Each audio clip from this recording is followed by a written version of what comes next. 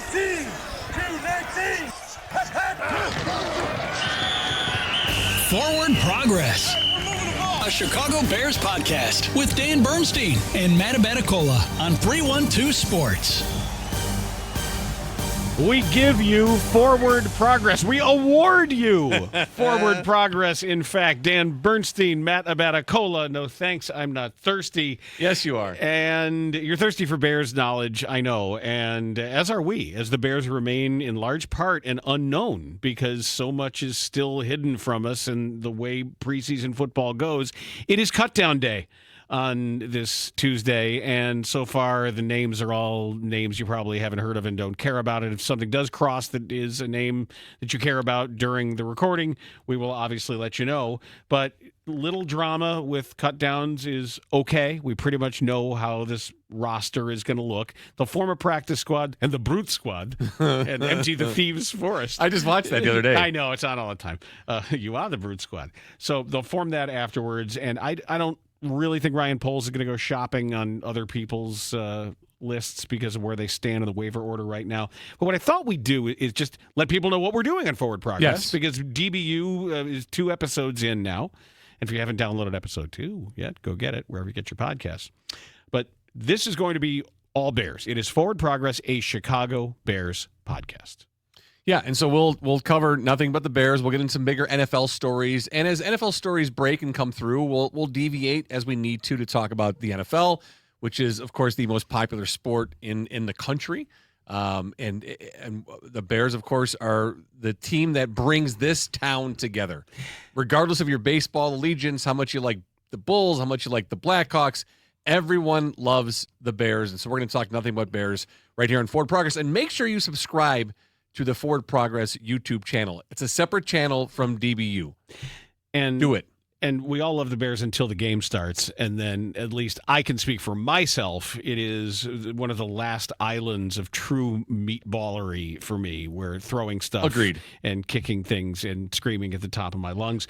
The plan at the moment for Forward Progress is going to be twice a week, probably once we get settled in, looking at Mondays, Thursdays, and we're going to do post-game. No matter what, no matter where, no matter when, we are going to, the moment the game ends, or maybe before the game ends, if we have good reason to think we're not missing anything, we're going to get that up as quickly as we can immediately after the game. Yeah, and I wouldn't be surprised if we added more episodes as we went through the season, if we became a daily podcast on Chicago Bears talk, because, we don't need to, drag 2 hours of your day, hearing us talk about the Bears. But let's say it's a Saturday and something significant happens and breaks. You don't want to wait until, in the past, you had to wait till Monday. Right. What do the guys think? What are the guys going to say? What's their take on this?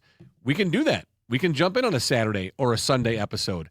If there's a Monday night game and you want to hear immediate reaction from Dan Bernstein about the Chicago Bears game, you'll hear a post-game show right there, right away. So no waiting. That's the beauty of doing a podcast here on 312 Sports, Forward Progress, our Chicago Bears podcast. I have a list of thoughts, concerns, observations that I've put together, and this is our first time putting these out there of anything we've really thought about the Bears other than what we discussed on today's DBU. So let's each get our list out, and just to get up to speed and up to date, let's start with how we feel, for better or for worse, about aspects of this team that you find interesting or intriguing. Yeah, go ahead. You start us off. Well, I don't know if Caleb Williams is getting better. That is first and foremost circled, underlined in bold multiple times. I don't know if he's getting better. I understand that there could be steps backward and things unlearned before things go forward. Believe me, I know that. I'm trying to unlearn radio while I'm learning podcasting, and I'm going to screw up sometimes, and I'm going to try, as they say, to not make the same mistake twice. But I did not like what I saw against the Chiefs, and I continue to see things I do like. He's making up for some poor timing and some still issues with the snap under center, with great arm talent and his feet and all that. But I know they want to marry these things up. And Ben Johnson doesn't have a lot of time to make him better. They wasted a year. Right. You wasted an entire year. Start making him better right damn now. It is what matters. It is all that matters. And you notice I haven't mentioned the name Tyson Bagent, but I'm already hearing it. I'm already hearing, well, and fine. I'm really happy for Tyson Bagent. I'm really happy he got his money, and he seems like a terrific kid, even if his family is annoying. But if he matters this year, it's all over. It's all shot. Yeah, and we talked about this, the whole idea of a wasted season with Caleb Williams, nothing to do with Ben Johnson, not Ben Johnson's fault, not Caleb Williams' even fault, because the coaching staff that was there, and he went through coordinators that shouldn't have been there. Well, some of it's his fault. If there are aspects that he's being taught that aren't getting better quickly, some of that is his fault. His fault right now, yes. But can we look at this year as a redo on his career? Given, I know it's a frustrating thing to talk about, but it's not all in his control. Some of the things have been in his control that made him, that draw some concerns about his first season in the NFL. But for me, as a Bears fan, this is my own perspective on it. There were too many outside influences on his first season that impacted Caleb Williams more than Caleb Williams and his ability to impact the Bears last season. I think that's fair. So I'm looking at this season as a do-over for Caleb Williams because he actually has an NFL head coach, NFL offensive coordinator caliber coordinator right now for the first time. Well, I don't know if his actual coordinator is. I don't know if Declan Doyle is. Well, I'm looking at Ben Johnson. Ben Johnson's there. Ben Johnson's the guy. I mean, it's all Ben Johnson's offense, and what Declan Doyle does is going to run through Ben Johnson, period. Correct. So it's all Ben Johnson. So I'm looking at it as a redo here. And now he was my number one concern because as Caleb Williams goes, so go the Bears. That's it. Period. And I don't know how good of an NFL quarterback he's going to be. I think he's better than some of the NFL quarterbacks we've had in the Chicago Bears over the last several years. All right. I know it's a very low bar. A better Bears quarterback. No, the whole point of this was to break the cycle. The whole point was to stop being a Bears quarterback and be an actual quarterback. And we just don't know if he's going to do that. And it's too soon to tell. Now there are some things about his play that draw concerns, like his inability to get plays off, the timing, holding the football. Trying to make too much out of something that's not there at the NFL level that he could have done in college. It's not the same. So yeah, there are some concerns, but I'm not ready to say, I just don't think he's going to matter. All right, what's next on your list, or top on your list if that wasn't top? Well, no, okay. So then the second thing on my list, and I'll just go down in order, was Ben Johnson's offense. And what is Ben Johnson going to be able to do? What is Ben Johnson's ego going to allow him to do? That's really my main concern. We're getting to know Ben Johnson, and we don't know what he walked into thinking, all right, this is what I can do with Caleb Williams. What has he learned over the last several weeks? What can they block? Right. Even if he thinks this will work, scoring situation. Oh, it's 3rd and 8, and we're on our own 45. Oh, I'd love to run this play. But I can't run it because I don't know if we can block it. We can't execute this. Yeah, and that's what we'll see. So I'm really excited to learn what Ben Johnson truly thinks about his team. I don't know when we'll get that to come through. We'll see. But we'll see it on Sundays for sure. We'll see the execution. We'll see the types of plays that they run. So, yeah, Ben Johnson's offense. Next on my list, I have been observing the left tackle battle, which for a while has expanded into an overall tackle battle because they did try Darnell Wright over there. There has been some movement and some swapping of left and right. Here's how I would describe the Bears' left tackle competition. Bad. It is a bad competition. This is not good. It is bad. Braxton Jones is a known commodity, but coming off a pretty serious ankle injury. He's still Braxton Jones. He's still the 5th round pick. This is a position generally manned on good teams by highly pedigreed players. Yep. High draft pick skill positions. This is not great. For everything I say about, boy, look at Theo Benedette. Theo Bennett, undrafted from British Columbia. And he's the guy who wore the Speedo on Hard Knocks. And isn't this a great story? No, it's not a great story. Sure, that's a great story, but is he a great left tackle? It's not a great story if you're a Bears fan. Right. He should not be in the mix. Here's Kieran Amagaje with third-round pick. He keeps falling down the depth chart. You're going in the wrong direction. You're going to say he keeps just falling down. Well, maybe. Well, that would get you down the depth chart and on the ground. So. Get up. But I don't know what's going on with him. I don't know. I want to check to make sure he hasn't been cut while I've been talking. But it's a terrible. That's left tackle. And you don't really. They know it's going to be Braxton Jones, right? It's going to be Braxton, which is fine. But how many games is he going to play? And the problem I have is if you feel that you need to give tight end help in any blocking scheme, then you're already telling Ben Johnson he can't have the most dynamic aspect of his offense down the field. Right. Because that number 3 on my list was I like Colston Loveland a lot. Yeah, as you should. Boy, he moves. He's slithery and strong, and he eats up more ground than it looks like. He runs sometimes almost like the guys on In Television.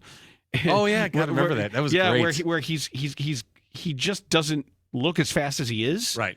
But boy, he's skilled. No, he certainly can move. And on that note too about the tight ends and Ben Johnson's offense, and a big part of that is running those tight ends down the seam. Yes, and that's the whole thing. Watching 3 of these preseason games, or 2, because Caleb Williams didn't play in 1, he's going to get one of those tight ends killed with his passing. He's going to get one of them killed. Who, Bagent? Or Williams. Williams. Yeah, either one. Well, Bagent's more likely to because he was throwing murder balls last year. Well, he should. I mean, he hopefully we don't see him playing. Right. That's the point. But if Williams doesn't connect on those passes a little better, he's going to get one of them killed. Period.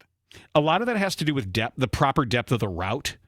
That sometimes if you are wrong, you're either giving a linebacker or the safety on the weak side that shot. If this is because you didn't see it a lot with the Lions.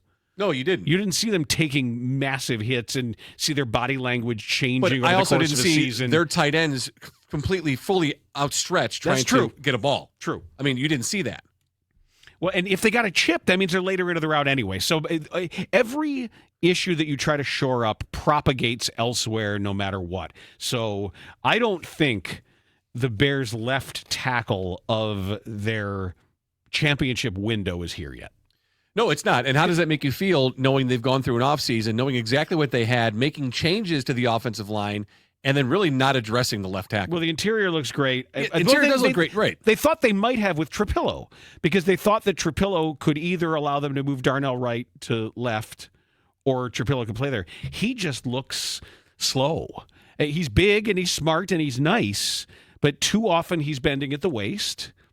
And too often his footwork doesn't allow him the proper angle on guys with leverage and speed. Well, they got to coach him up, Dan. That's all there is to it. Fine, and I coach think him up. I'm not. He's not a finished product, and I understand that. But that it's a bad battle, and they can talk about competition makes everybody stronger. All right, well, it's not going to make anybody that much better, talent wise. I don't know, but I'm not going to get too. I don't want this to devolve into negativity. It's sort of like the rule that we've had with organizations win championships that don't let me start doom spiraling, because generally it's forward progress. We're positive. I would prefer to be positive about things as we enter the Ben Johnson era. Yeah, and I'm not that guy that's always been in love with preseason stuff and the formulation of the roster and the cut down. Sure, I get it, want to talk about it, want to get into it, but it's like it's their decision. My feeling has zero influence on what happens. I want to know who the 53 guys are when we get to that day that are going to represent the Chicago Bears for this season, this football season, trying to get the Super Bowl 60. Okay, whatever Ben Johnson decides to do, that's what I want to see. I want to see, I care when things start to matter, and there's one guy, and I add this is towards the bottom of my list, but I just want to mention him because I like the story from last year, and I thought he was a pretty decent running back, and Ian Wheeler, who was waived. I thought he had something to be there on a roster. I liked him. I was as far as a third or fourth running back can be concerned, as far as disappointment goes, I was disappointed to see his name there. I liked him. Yeah, he didn't look the same. Well, let's talk about running backs in just a second. Yeah. Today's show is brought to you in part by MyBookie. The one guy in your group chat who's bragging about hitting a 5-leg parlay and he won't shut up about it because It's you all the time. Well, it could actually be you with my bookie because they make it stupid easy to get in on the action. College ball, NFL, super contests, survivor pools. It's everything you bet. The spreads, the player props, in-game lines, all at my bookie. So if you're new to my bookie, this is a hell of a deal. Use the code DBU for Dan Bernstein Unfiltered. I know this is forward progress, but use that code. Any bet you choose, up to $500, fully covered. So make your play. If it doesn't hit, you get it right back. Opt in using the Bet Back bonus token. There's no better time to jump in, no better place to play. Football's back. Make some money with my bookie. Yeah, I'm excited to give my bookie a try this year. Good. A little bit of breaking news as we talk here. Zach Pickens has been waived by the Bears. Defensive lineman Zach Pickens, a 2023 third-round pick. And that doesn't come as a surprise because he's been bad. So I don't feel bad about it. No, I mean, why would you, though? You want to get the running backs? Sure. Yeah. Because they keep signing ones off the street who find their way onto the roster. Oy. Yeah, I I've never been a huge Roschon Johnson fan, right? Yes. Even though for some reason people love Roschon Johnson. Because when they drafted him, they said, oh, great man, fabulous, one of the greatest human beings, greatest football players, football very important to him, and all that scouting. But he hasn't really done anything. And DeAndre Swift, they keep saying, well, he'll be better. Right? Do you get the sense that Ben Johnson didn't like DeAndre Swift that much when he was in Detroit? Yes. Okay. Otherwise, he would have still been there? He wouldn't have been. Yeah, he would have been there last year. Right. If he was a key part, but then they got better running backs. And I think the offensive coordinator liked having better running backs. Mm-hmm. That's just my opinion on it. I don't know. Maybe he doesn't. Maybe he likes having inferior running backs, but not in this case. That position matters a lot. And you got to run decisively. You've got to run where the play is designed to run.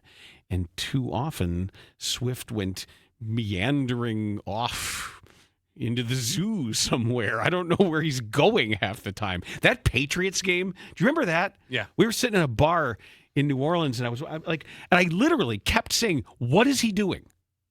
Where is he going? That's a bad question to ask a running back. Two bad questions, actually, now that I add them up. So I don't think it's a strong room.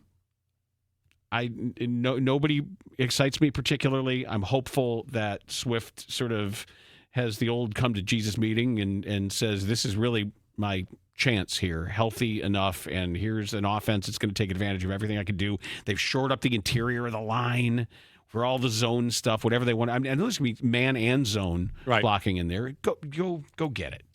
Right, but again, that just goes back to Ben Johnson's playbook and what can they execute. And obviously, you hope that the growth is there as the season goes on. They're executing more in Week 10 than they did in Week 5. But where are they at to start the season?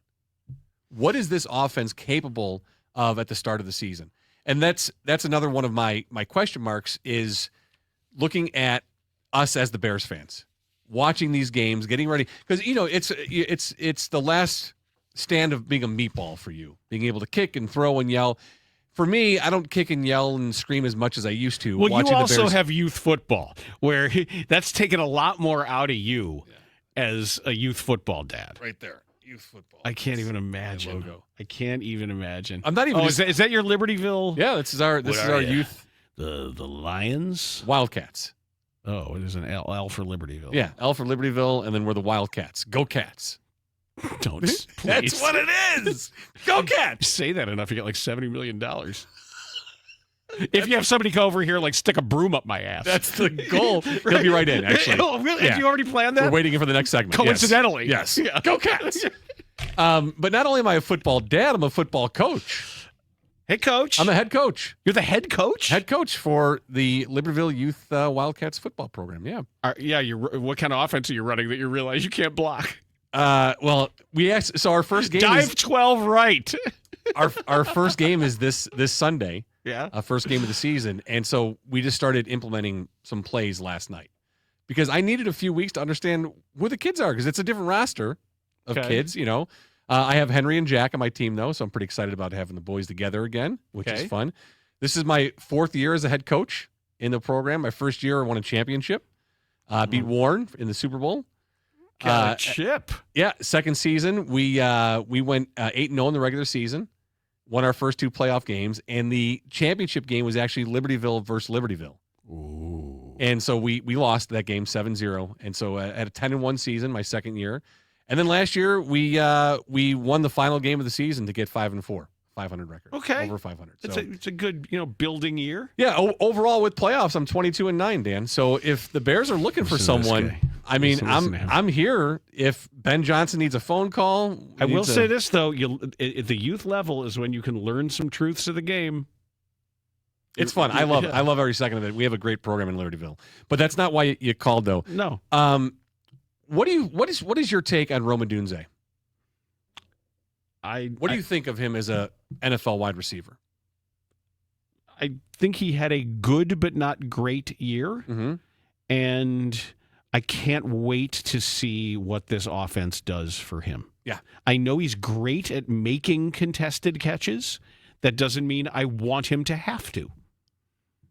And I hope that attention paid to tight ends, if this is working well, that if they're in 12 personnel, attention paid to tight ends and to some of the middle breaking routes should open things up for him and give him more room to work.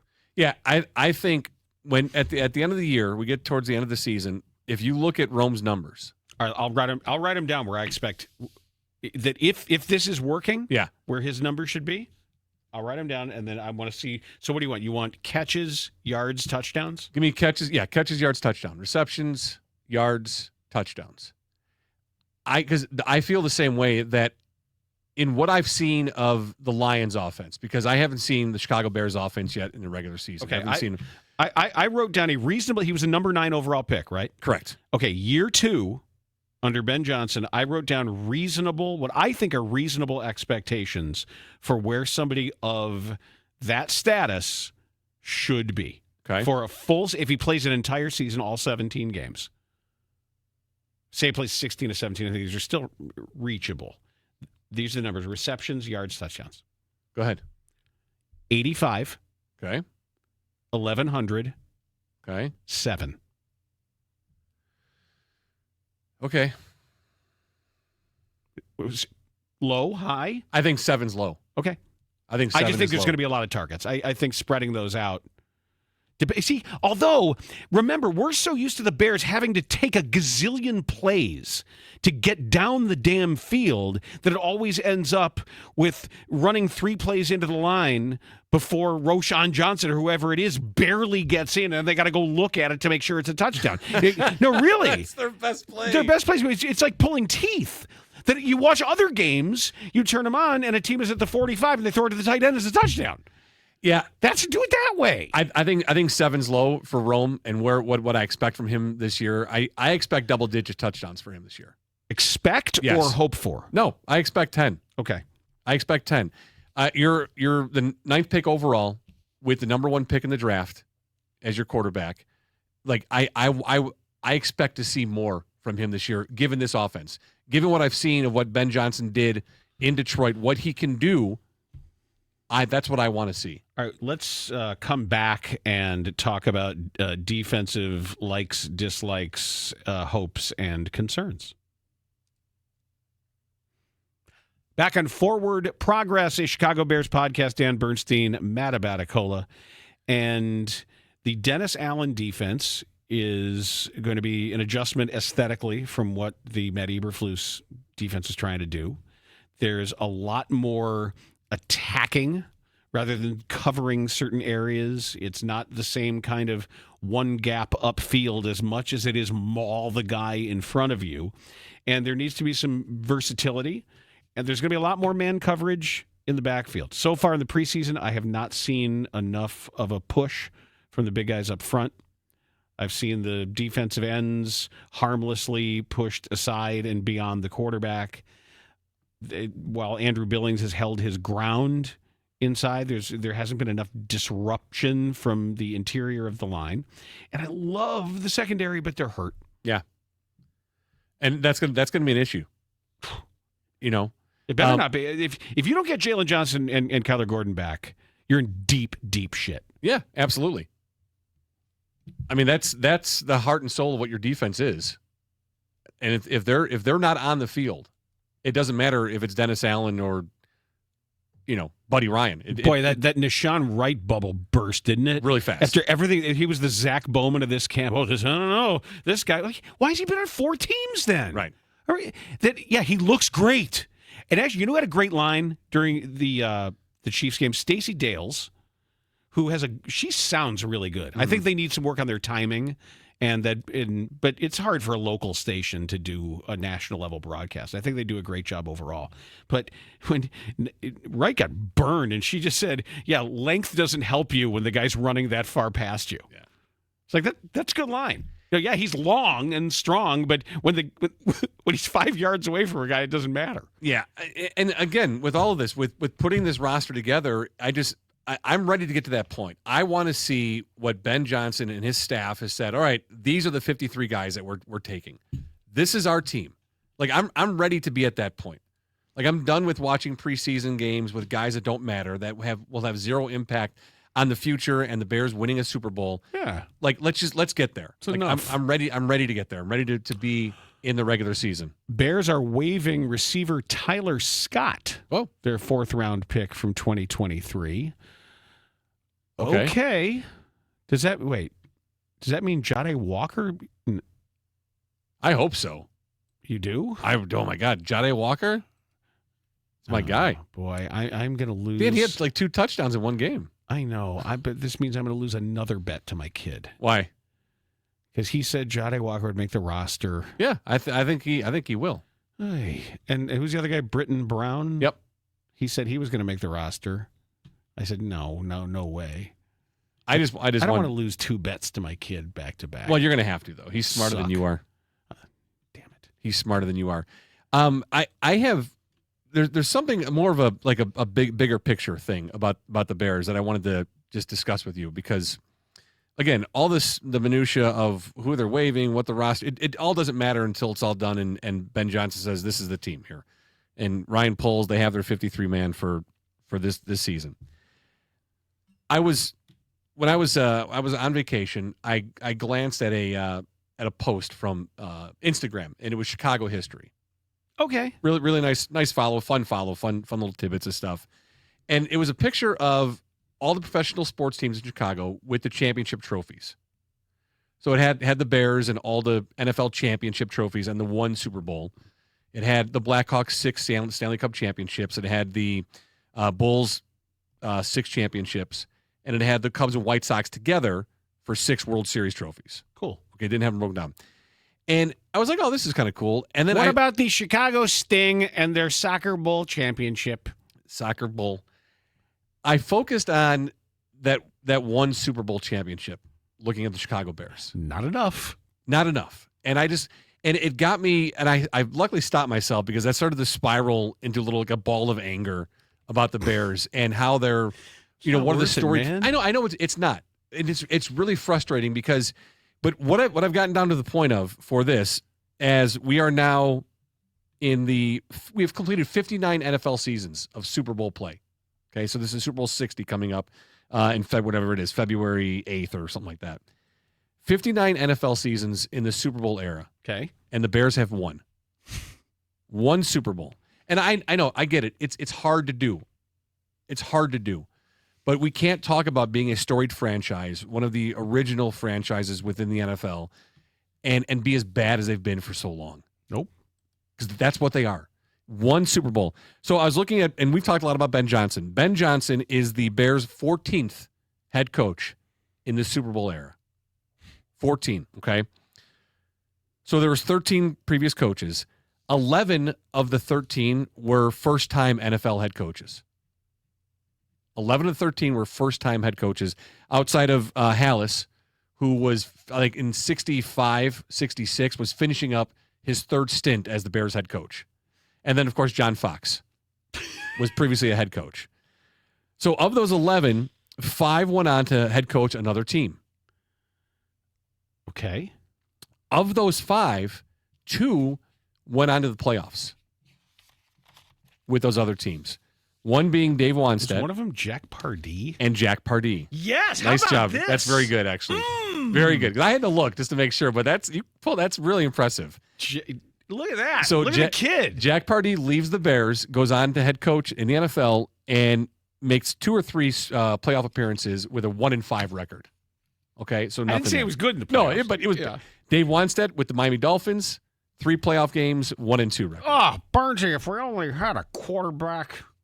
Come on, Bernsey. Shit. So Ben Johnson is the 14th head coach of the Chicago Bears in the Super Bowl era. The Bears have had, in 59 NFL seasons of Super Bowl play, 2 Super Bowl appearances. Okay? Now, obviously, your best stretch during that time is the Ditka era. Now, this all comes down to errors, of coaching errors. That's really what it is. There's the Mike Ditka era. There's the Abe Gibron, who was easily the worst head coach to ever be on the sidelines for the Chicago Bears. Winning percentage says it. Eberflus is pretty bad. Eberflus is pretty bad. I still think Abe Gibron's was worse. But Abe was at least fun. Okay.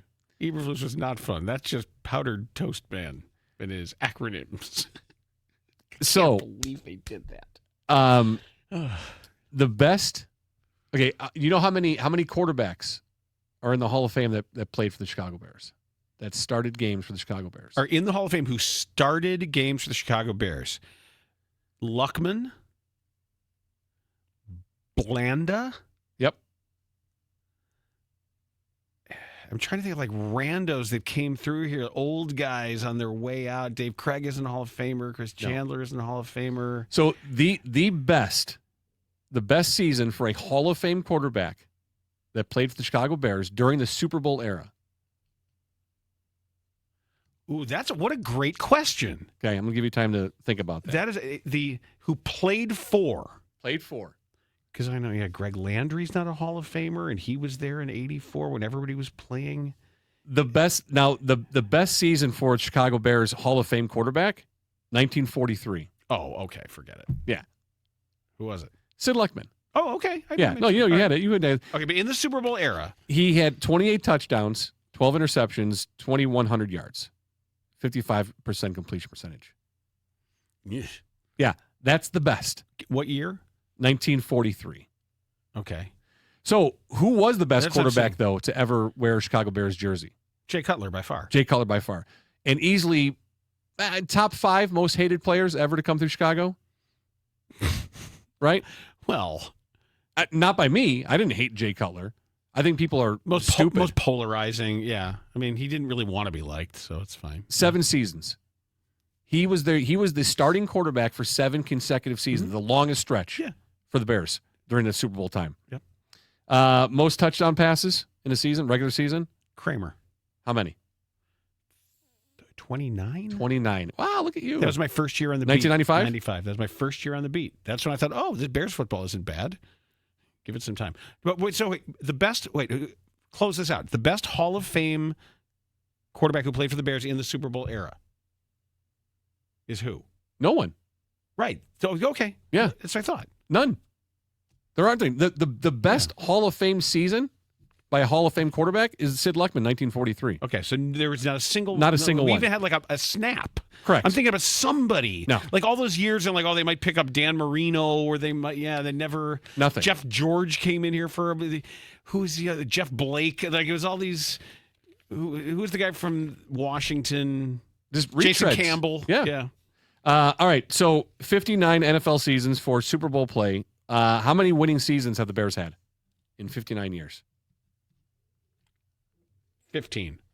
That's a good guess. 18. Okay. Too low. Yeah. Why are you doing this? Because here's the point. The point of it is this. Bad.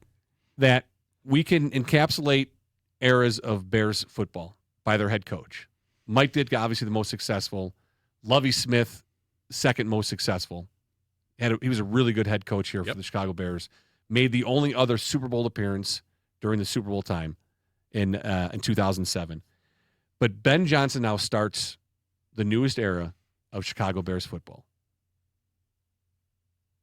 What are your, now knowing what you know about Ben Johnson, you've heard him for several months here in Chicago. I don't have enough data. I don't have enough to make a prediction for how many games he's going to win. No, it's just because you can't predict that. It's impossible. No. It's impossible to predict that. But here's the point. I feel the most, I feel the best that I felt in my 42 years now watching the Bears football. And it's not like offering my resume. It's just the point of, of where it's at. I have never felt this confident going into a new era with a head coach than I do right now with Ben Johnson. It's the first time in the Bears' history that they went and got the guy who was the guy out there to get. I didn't think they would get him. I didn't think they had any chance of getting him. They got him. And if, in fact, they got him in large part because of his desire to coach Caleb Williams, prove it. Make that matter right damn now. Yeah, I agree. But again, the confidence level is just very high. I mean, when you look back at all the coaches they've had, the coaches they've hired in the Super Bowl era, who have gone on to literally do nothing and be completely washed out of the NFL. To never be heard from again. If we're lucky. I'm with you. It's his world. We're living in it. Right. I want it to be more than bells and whistles. And I'm ready for the things to start to matter. Like, let's get down to it, and let's. I mean, we're a week away. Bears Vikings Monday Night Football. Like, now I'm ready to see it, and you've got to show it now. 2 weeks away, right? Are we 2 weeks away? It's not this Monday. The 5th, it's the Labor 12th. Day. Yeah, you're right. 2 weeks Yeah, away. 2 weeks. Oh, I got scared for a second Yeah, there. sorry, my bad. This is Forward Progress, a Chicago Bears podcast. Like it, download it, rate it, subscribe to it, be a part of it. Make sure you are part of the YouTube channel as well.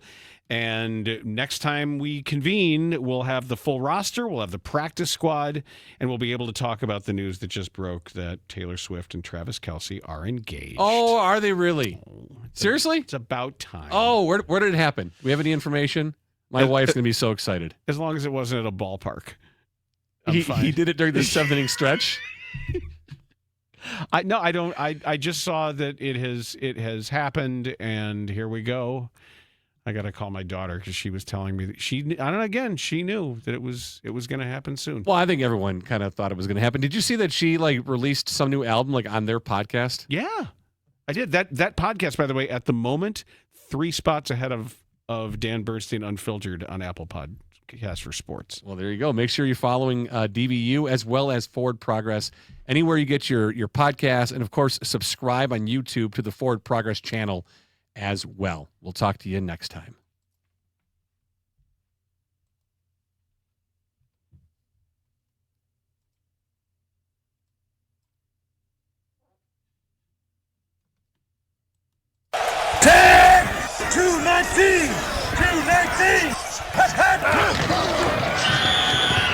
Forward Progress, a Chicago Bears podcast with Dan Bernstein and Matt Abaticola on 312 Sports.